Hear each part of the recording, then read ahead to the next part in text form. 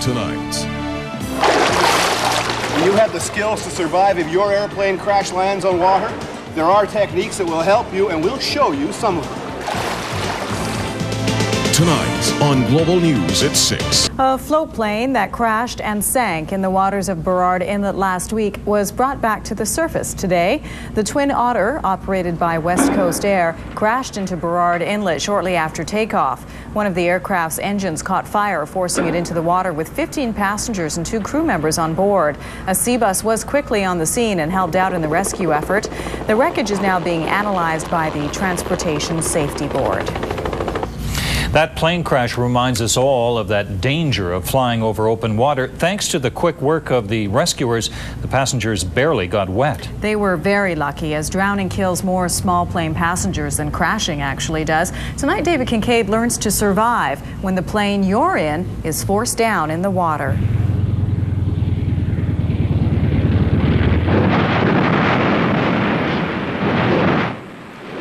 Whether it's a crash or an intentional water ditching, events like this are not all that unusual.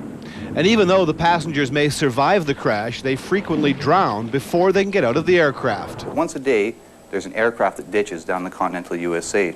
That's what prompted John Heiler to put together his aircraft ditching underwater escape training course. We thought there'd be a lot of private pilots and civil aviation along the west coast here that'd be interested. What we're finding is a lot of passengers are requesting our course. Now we're finding that about 60 to 70% of our clients are passengers.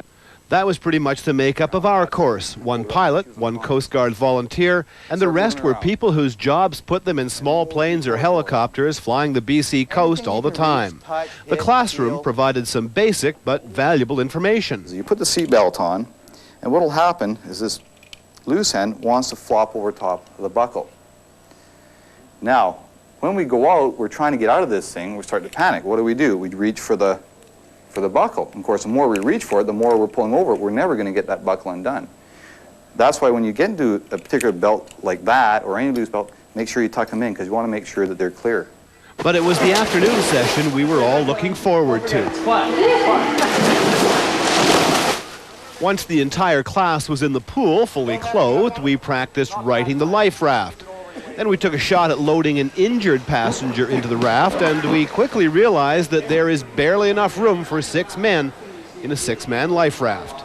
But these were just the appetizers. Now it was time for the main course. What will happen is when you're in here and you're belted in, there's a lever in the back here that will release the pin and allow it to go over like that.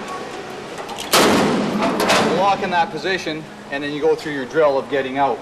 With the cockpit simulator sitting in 4 feet of water, we took turns strapping in, being flipped upside down, and then putting into practice what we've been taught. Don't panic. Identify your exit and make sure you can get it open.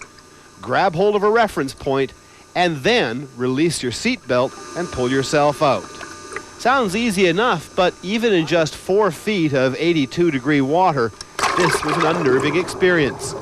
However, during the course of the exercise, it got easier, till the students were able to react to a door that was blocked, and eventually we were able to perform the exercise blindfolded.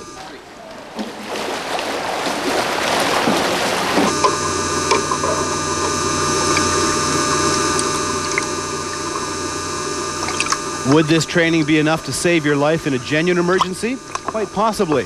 Hopefully, I'll never have to put my new training to the test in a real-life situation. David Kincaid, Global News, Langley.